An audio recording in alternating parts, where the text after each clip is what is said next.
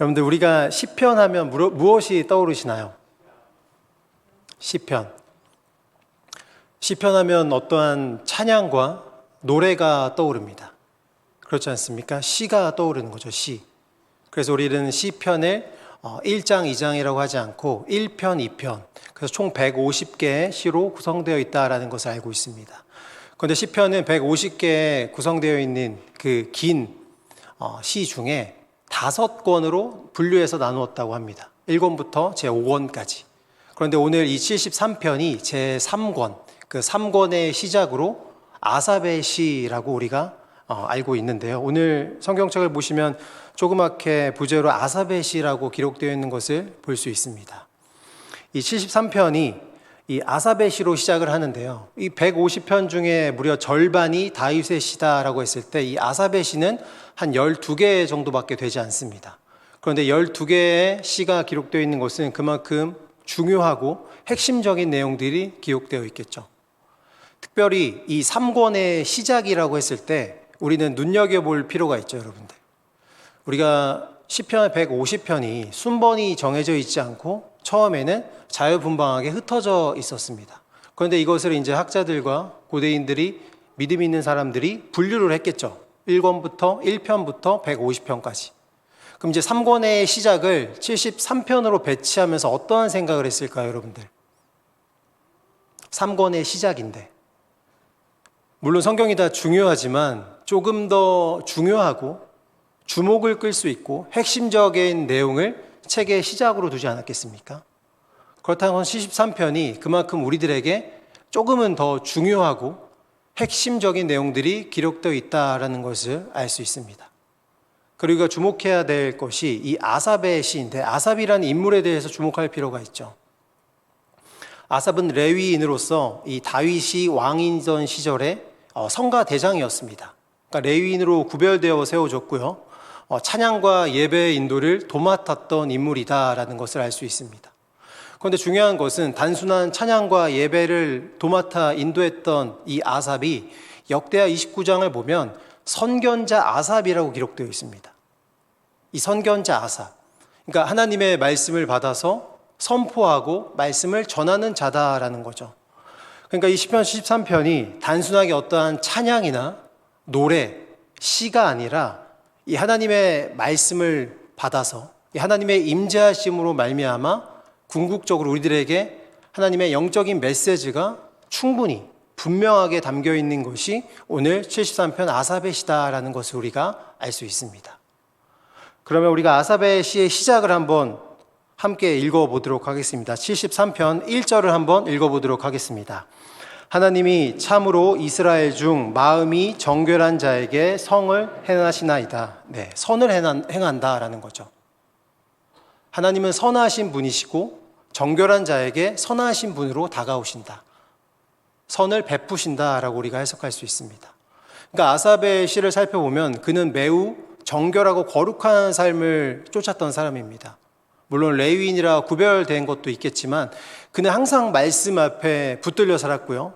기도를 게을리하지 않았습니다. 그렇기 때문에 1절의 시작을 정결한 자에게 하나님은 선하신 분으로 다가온다라고 자신 있게 선포할 수 있는 것이다라는 거죠. 그렇기 때문에 다윗 왕 시절에 예배를 인도하고 찬양을 앞장서서 지휘했던 성가 대장을 할 수 있었지 않았겠습니까? 그런데 오늘 이런 믿음이 굳건한 아삽이 실족할 뻔한 일이 있었다라고 고백을 하는 거죠. 그러니까 지금 자신의 이 경험, 신앙의 어려움을 토로하고 경험을 하고 있는 겁니다. 2절에 보면 나는 거의 넘어질 뻔하였고 나의 걸음이 미끄러질 뻔하였으니 라고 기록되어 있습니다. 그러니까 그가 지금 실족하기 직전에 이르렀다라는 거죠. 여러분들은 언제 실족하게 되었습니까? 언제 이런 경험과 마주하게 됩니까? 저는 오늘 오전 아침 회의 때 담임 목사님이 보이지 않게 되셨고 누군가가 설교를 한다고 했을 때 분위기가 저에게 몰리는 것을 직감하였고 그것이 피할 수 없다는 것을 깨달았을 때 그때 실족할 뻔했습니다. 네. 여러분들 언제 실족할 뻔하셨습니까? 오늘 이 아삽은 3절에 보니까 악인의 형통함을 보았다라고 이야기를 합니다. 그러니까 쉽게 이야기하면 예수님 믿지 않는 사람들이 너무나 잘 살고 있는 것이 보인다라는 거예요. 분명 예수님을 믿으면 복을 받고 형통해야만 되는데 그렇지 아니하는 사람들이 하하호호 화목한 가정을 이루는 것 같고 또 건강해 보이는 것 같고 승진도 잘 되는 것 같고 좋은 차 좋은 집에서 해외여행도 많이 가는 것 같고 너무나 잘 나가고 있는 것처럼 보인다라는 것이죠. 그래서 오늘 3절에 보면 악인의 형통을 보았고 4절에 보니까 고통도 없고 그들은 힘이 강건해 보였다라는 겁니다. 이 강건하다라는 것을 원어로 살펴보면 좀 살도 좀 찌고 아주 건강해 보여서 너무나 잘 먹고 잘 사는 것처럼 보였다라는 거죠. 그리고 5절에 보면 또 그들은 고난이 없다라는 거죠. 놀라운 것은 재앙도 그들에게 없다라는 말이 기록되어 있습니다. 그러면서 6절에 그들은 교만하여서 쉽게 말하면 돈을 아주 불이하게 잘 버는 사람들이다라는 겁니다. 그러니까 아삽의 눈에 그런 것들이 너무나 갑작스럽게 들어왔다라는 것이죠. 근데 왜 아삽의 눈에 이런 것들이 갑자기 눈에 보였을까요? 그는 분명 경건하고 정결한 삶을 하나님의 말씀 앞에 선 자였는데 말이죠. 그것이 오늘 14절에 기록되어 있는데요. 14절에 보면 나는 종일 재난을 당하며 아침마다 징벌을 받았도다라는 것입니다. 그러니까 성경에서는 자세하게 기록되어 있지는 않지만 지금 아삽의 상황이 정말로 하나님의 성전의 찬양 지휘자로서 최선을 다하고 있는데 어느 순간에 고난과 마주했다라는 거예요. 유추해 볼 수 있는 것은 왜 이렇게 저 사람은 강건해 보이지? 라는 것이 무엇이겠습니까? 내 지금 건강이 온전치 못할 수 있다라는 거예요. 내가 사랑하는 사람이 아프고 있다라는 거예요. 그것을 지금 경험하고 있는 거죠. 왜 이렇게 저 사람은 부요할까라는 것은 무엇이겠습니까? 지금 아삽의 형편이 넉넉지 않다라는 것을 유추해 볼 수 있겠죠. 이처럼 그의 마음 가운데에는 주변 사람들, 타인들의 형통함이 계속해서 보이기 시작합니다. 그래서 그가 미끄러질 뻔했다. 내가 실족할 뻔했다라는 거죠. 이를실의 발족자라고 해서 정말 미끄러지고 넘어진다라는 거예요. 그래서 신앙의 실족함은 하나님과의 관계에서 미끄러지고 넘어지는 것을 의미합니다. 단순하게 넘어지는 것이 어떠한 것을 의미하겠습니까? 바로 하나님과의 관계의 무너짐을 의미합니다. 이것이 바로 우리가 알고 있는 영적인 침체입니다. 악인들의 재산은 매일매일 증가하고 악인들은 죄악을 벌이는데 하나님은 침묵하시는 것 같고 아삽의 속이 썩어 문드러지고 있는 것이 지금 73편의 시작입니다. 이처럼 영적 침체, 이 영적 어려움에 빠지게 되면 그 어떠한 것도 보이지 않게 됩니다. 생각에 꼬리를 물게 되고 부정적인 생각에 빠지게 되고 낙심되게 되며 섭섭한 마음이 들기 시작하고 하나님을 의심하고 하나님에 대한 기도와 관계가 끊어지기 시작한다라는 거죠. 이 상처 입은 신앙이라는 책에서 이 도마의 이야기를 다룬 책인데요. 거기서 이러한 이야기들이 있습니다. 믿는다는 것이 항상 시급한 문제들의 짐을 벗어 던지게 할 수 있다는 의미가 아닙니다. 때로 믿는다는 것은 의심의 십자가를 지는 것이고 또한 이 의심의 십자가를 지고 그럼에도 불구하고 그분을 충실히 따르는 것입니다. 라고 기록되어 있습니다. 그 마지막 기록이 저에겐 참 와닿았는데요. 이 불신앙은 의심하지 않는다. 그러니까 믿음이 있기에 의심한다라는 거죠. 그러니까 도마의 관점에서 살펴본 책이기 때문에 이 의심을 통하여서 반드시 이 영적인 성숙함과 이 경험이 나를 성장시킨다라는 내용으로 이 책은 마무리됩니다.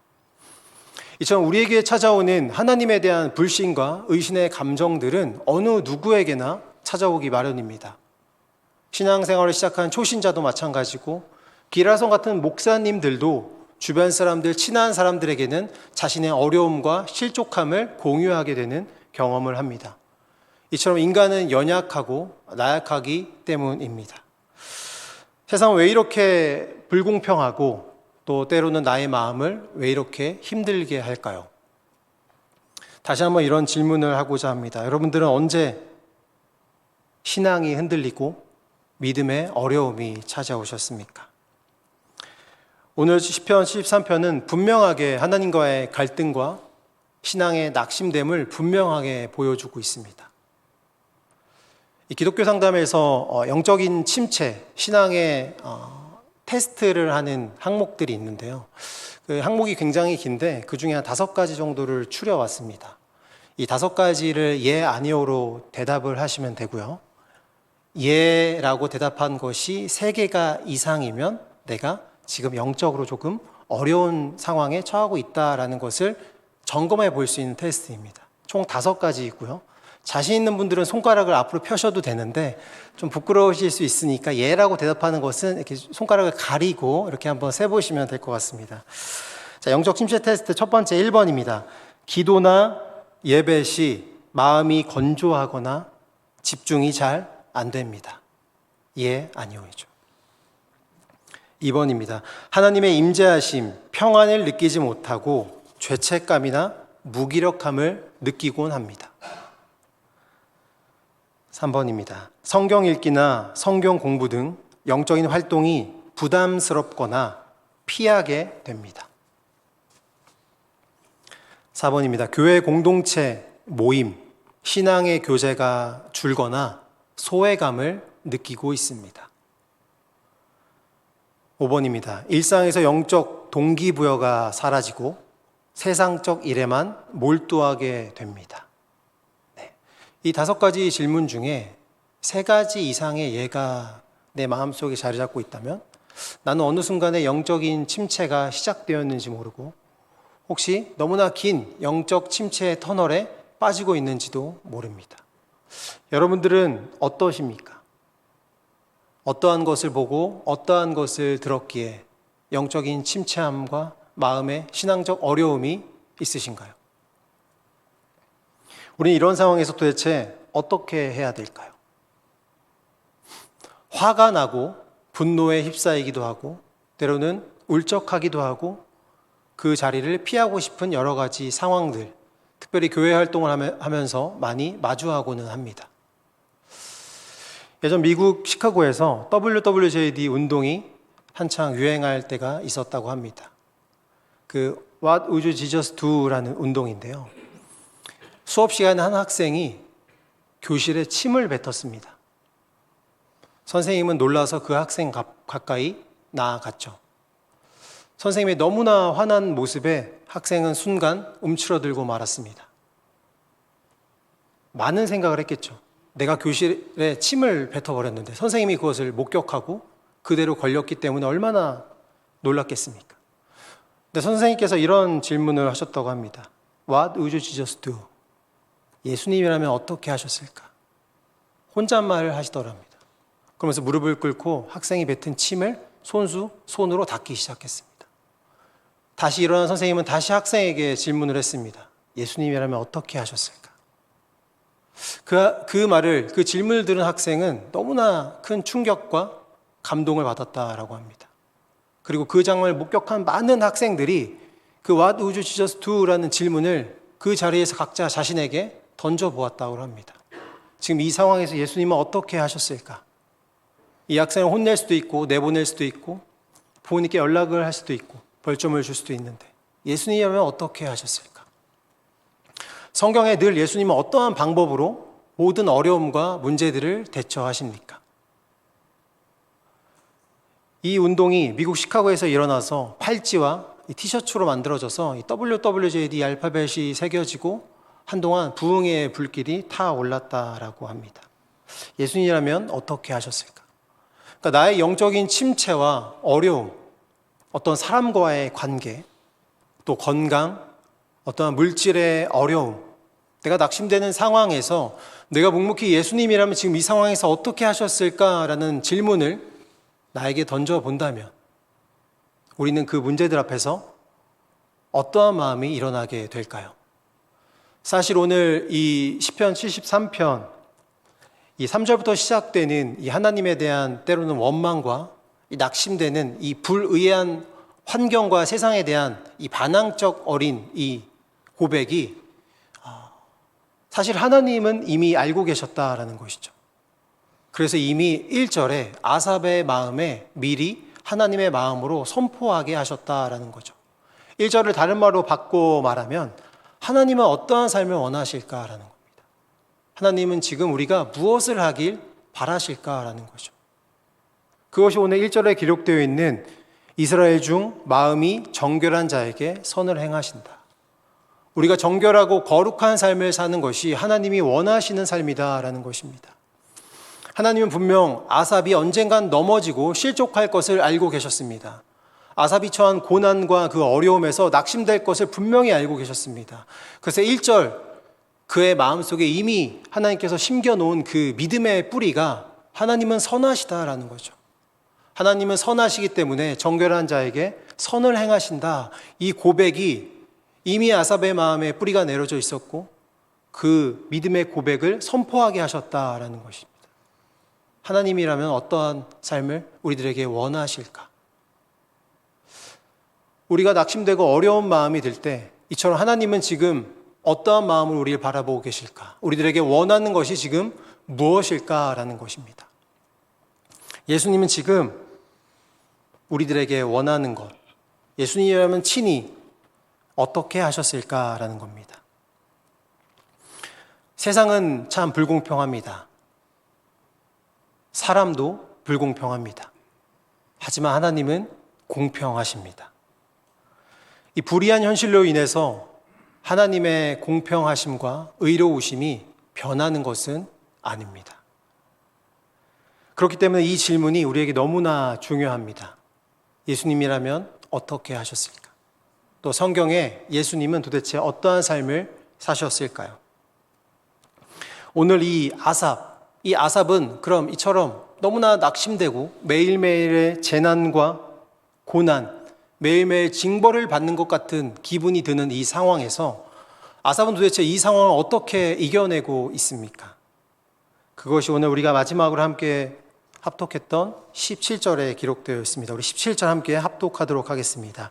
하나님의 성소에 들어갈 때에야 그들의 종말을 내가 깨달았나이다.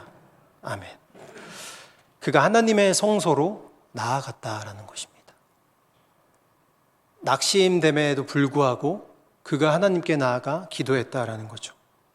이 답답함과 힘듦과 어려움이 있을지라도 그가 하나님의 성전으로 나아갔다라는 겁니다. 그 하나님의 성전에서 하나님의 음성을 듣고 하나님의 통찰력, 하나님의 영감을 받아 그가 비로소 성전에서 회복이 시작되었다라는 것이죠. 우리가 하나님의 전을 찾는 것, 하나님의 성소를 찾아온다는 것, 이 늦은 저녁 바쁘고 분주하지만 졸리고 피곤하지만 학업을 잠시 중단하고 바쁜 일터에서 퇴근하고 이렇게 모일 수 있는 힘과 원동력이 무엇입니까? 그것은 바로 하나님께서 우리들에게 원하시는 삶이 바로 이처럼 모이기를 힘쓰는 예배자의 모임이다라는 것입니다. 그때 비로소 우리 마음속에 드는 여러 가지 낙심됨, 이 어려움의 이 근원이 쓴뿌리들이 해결되고 차근차근 하나님의 때에 하나님의 선한 것으로 모든 것들이 해결되고 응답된다라는 것입니다. 하나님의 성전에 나온 아삽에게 20절에는 이렇게 기록되어 있습니다. 주여, 사람이 깬 후에는 꿈을 무시함 같이 주께서 깨신 후에는 그들의 형상을 멸시하시리이다. 이것이 무엇입니까? 사람이 깬 후에는 꿈을 무시함 같이. 그러니까 그들이 누리는 모든 번영과 형통함이 이 세상에서 누리는 모든 좋은 것들이, 좋은 것처럼 보이는 것들이 한순간의 꿈처럼 끝날 것이다 라는 것입니다. 그리고 무엇으로 기록되어 있습니까? 주님께서, 하나님께서 그들을 다 멸하신다라는 것이죠. 악을 행하고 죄를 범하는 많은 사람들을 이 극악무도한 범죄자의 많은 모습들이 매스컴에 나오지 않습니까? 절대 결코 침묵하지 아니하신 하나님은 지금도 일하시며 그 침묵을 뒤로하고 하나님의 때에 완벽하게 그 모든 것들을 하나님의 선하심으로 바꿔 돌려놓으신다라는 것입니다. 이것이 너무나 소망이 되고 희망이 되는 메시지다라는 것이죠. 이처럼 성소에 가까이 나아갈 때 문제점이 해결되고 생각의 전환이 일어났다라는 것입니다. 제가 엊그저께 월요일 날 지난번에 사역했던 그 교회에 한 청소년을 만나게 되었습니다. 갑자기 상담 신청이 와서 상담을 하게 되었는데 월요일 점심에 그 친구를 만나게 되었죠. 이렇게 맛있는 밥을 먹고 커피 한 잔을 하고 있는데 그 친구의 표정이 나아지지가 않았습니다. 그 친구가 고민 끝에 이런 이야기를 했습니다. 제가 학교를 중퇴하게 되었습니다. 라는 거죠. 18살, 하고 싶고 꿈도 많을 나이에 학교를 갑자기 그만두게 되었다. 이미 자퇴를 끝마친 상태였습니다. 너무 답답해서 저에게 상담을 신청한 것이죠. 너무나 길지만 간단하게 이야기하면 쉽게 말해서 학교 폭력을 당했던 것입니다. 중학교 때 너무나 심한 괴롭힘과 학교 폭력을 당해서 고등학교 때 학교를 등교를 하는데 건물을 보는데 몸이 떨리고 움직여지지 않았다라는 거예요. 힘들겠지만 어떠한 일이 있었는지 알려줄 수 있겠니? 라고 물어봤는데 그 친구가 정말 손을 떨면서 이야기를 하더라고요. 중학교 2년 반 동안 지속적인 괴롭힘을 당했다라는 거예요. 그 친구는 외모도 세상의 기준으로 보았을 때는 조금 놀림을 받기 쉬울 수 있는 외모를 가졌는지 모릅니다. 말도 좀 어눌한 편이었습니다. 그래서 학생들의 표적이 되고는 했죠. 그래서 그 친구를 너무나 괴롭혔고 2년 반 동안이나 때로 화장실에서 그 친구의 옷을 다 벗기고 옷을 다 집어 던져버리는 상황까지, 말도 다 표현할 수 없는 그 비참함, 도둑질을 시키고요. 그 친구가 받은 용돈은 고사하고 거짓말을 시키게 해서 친구들에게 돈을 빌려서 금품을 갈취하고, 그것이 무려 2년 반 동안이나 벌어졌다라는 것이죠. 너무나 미안한 마음이 들었습니다. 그러면 제 마음에 분노가 일어나기 시작했습니다. 내 이 사랑하는 제자를 이렇게 건드렸던 사람이, 내가 서울에서 사역할 때 이런 일이 벌어졌었다니, 내가 도저히 용납할 수 없는 겁니다. 그 친구들의 번호랑 이름을 좀 여기다 적어줄래? 하는데 그 친구가 적기 시작했습니다. 근데 적다가 잠깐 멈칫하면서 저한테 이런 질문을 하는 겁니다. 목사님 복수해 줄 거예요? 이렇게. 근데 제 마음속에는 이미 복수가 펼쳐지고 있었습니다. 왜냐하면 너무나 들을 수가 없는 괴롭힘을 했기 때문이죠. 지금이라도 당장 그 동네, 그 사는 곳, 누구는 공부를 잘한다고 하고 우등생도 있고 또 잘 사는 집의 아이들도 있고, 그들의 부모님은 상상도 할 수 없는 자녀들의 행태를 과연 알까? 지금 당장 학원이며 학교로 찾아가야겠다. 제가 이렇게 다시 질문했습니다. 목사님 복수해주면 너의 마음이 어떨 것 같아? 근데 그 친구가 이렇게 이야기를 하더라고요. 조금은 기쁠 것 같기도 한데 조금은 불편할 것 같다라는 거예요.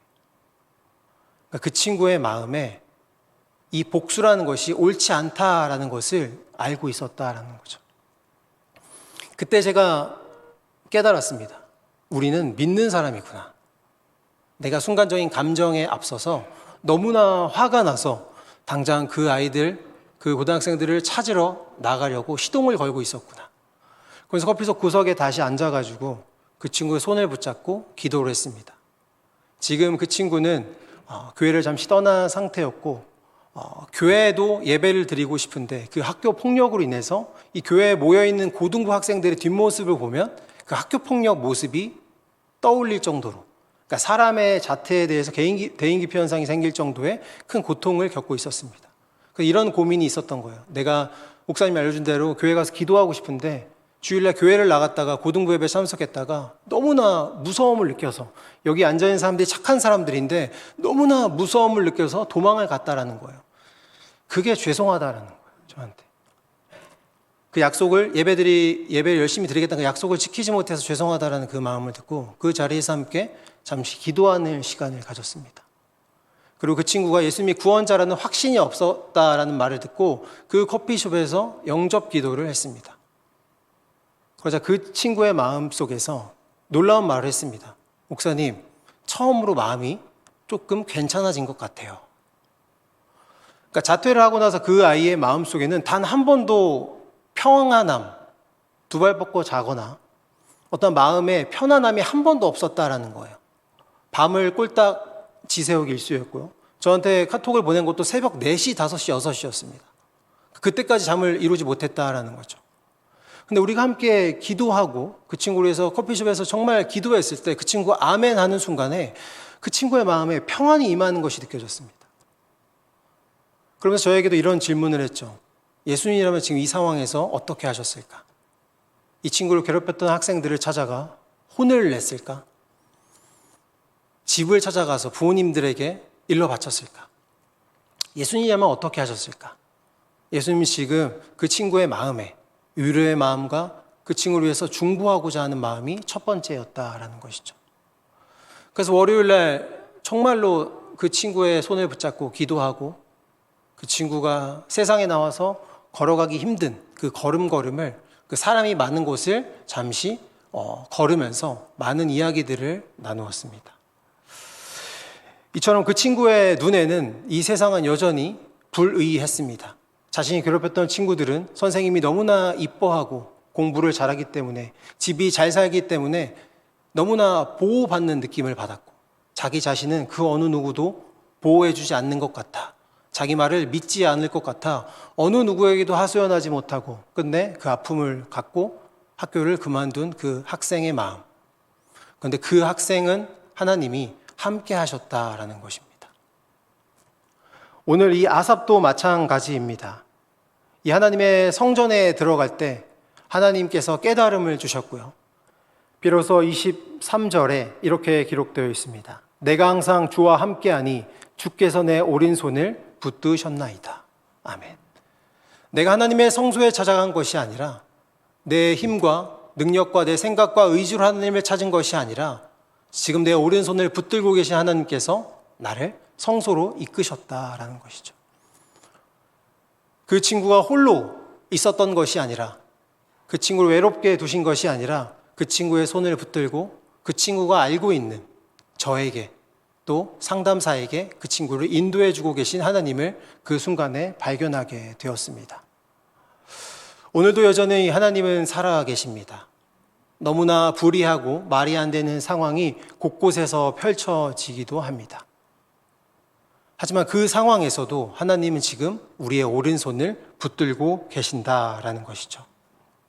사랑하는 성도 여러분, 우리의 삶과 낙심되는 상황 가운데 충분히 실족하고 넘어질 수 있는 상황을 언제든지 마주하고는 합니다. 오늘 아삽의 이 시를 읽어보면 아삽의 분노가 너무나 느껴지기도 합니다. 하지만 그는 성소에 나와서 비로소 그의 오른손을 붙들고 계신 하나님을 발견하게 됩니다. 그러면서 한 가지 더 깨달음을 발견합니다. 어쩌면 아삽의 마음속에는 그 형통함의 기준이 3절부터 시작되는 악인의 잘됨인지도 모르겠습니다. 그가 생각했던 기준이 그가 열심히 헌신한 만큼 하나님께 받을 복이 건강과 물질과 승진과 이 세상의 잘됨일지 모릅니다. 그렇기 때문에 그는 비교하게 되었고 그것을 얻지 못했을 때 분노와 화가 일어날지 또 모르는 겁니다. 하지만 오늘 분명히 이 성소에서 깨달은 것은 하나님이 나를 오른손으로 붙들고 계신다라는 것이죠. 악인의 형통함과 세상의 부요함을 부러워할 것이 아니라 그들을 긍휼함으로 바라보아야 합니다. 영원한 분깃, 이 나의 반석이고 나의 기업 대신 이 하나님 한 분만을 찬양하는 복된 오른 하루 되길 소망합니다. 오늘 마지막으로 제가 이 전도부에서 월평동 전도를 하고 다 같이 돌아오는 차 안에서 우리 권사님들이 하신 이야기를 들었습니다. 여러분들 예수님께서 이 땅에 다시 오셨을 때 믿는 자들을 부른다라고 하지 않으셨습니까? 근데 여러분들 어떻게 부르실 것 같습니까? 어떻게? 선중하라고 부를까요? 그럼 여기 모인 의원이 100명인데 100명의 이름을 한 명 한 명 부르면 좀 오래 걸리지 않을까요? 예수님께서 분명히 나를 찾고 불러주시는데 어떻게 우리를 불러주실까요? 한 권사님이 이런 이야기를 하시더라고요. 예수님께서 내려오시면서 예수라고 크게 외치실 거래요. 그럼 그때 내 마음에 예수가 있는 사람들은 그 자리에 다 모인다라는 것이죠. 예수님이 오시는 그때에 나의 마음을 지키고 예수님을 고이 모시며 예수님을 나의 왕으로 고백하며 나아가는 여기 모인 모두 되길 소망합니다. 기도하겠습니다. 사랑해 주님 감사합니다. 오늘도 예배의 처소로 불러주시고 우리를 인도하여 주시니 감사드립니다. 내가 항상 주와 함께하니 주께서 내 오른손을 붙드셨나이다. 오늘도 우리를 오른손으로 붙들어 주시는 주님, 우리는 연약하고 부족하기에 때로는 의심과 흔들림, 이 실족함 앞에서 때로는 낙심되고 엎드리게 됩니다. 하지만 묵묵히 인내함으로 말씀해 주시는 주님을 다시 한번 바라봅니다. 한결같은 신실하신 그 십자가의 사랑으로 우리를 깨끗하게 정결하게 하시고 우리의 삶 가운데 더욱 주님을 가까이 하는 여기 모인 대덕한 빛교회 온 성도 될 수 있도록 인도하여 주시옵소서. 미래의 소망을 품게 하시고 오직 하나님의 뜻을 행하는 자는 영원히 거하느니라 말씀하셨던 것처럼 우리가 주의 길을 걷는데 부족함 없이 채워주시고 넘어질 때 일으켜 세워주시며 성령 충만하게 인도하여 주시옵소서. 거룩하고 존귀하신 우리 주 예수 그리스도의 이름으로 기도드립니다. 아멘.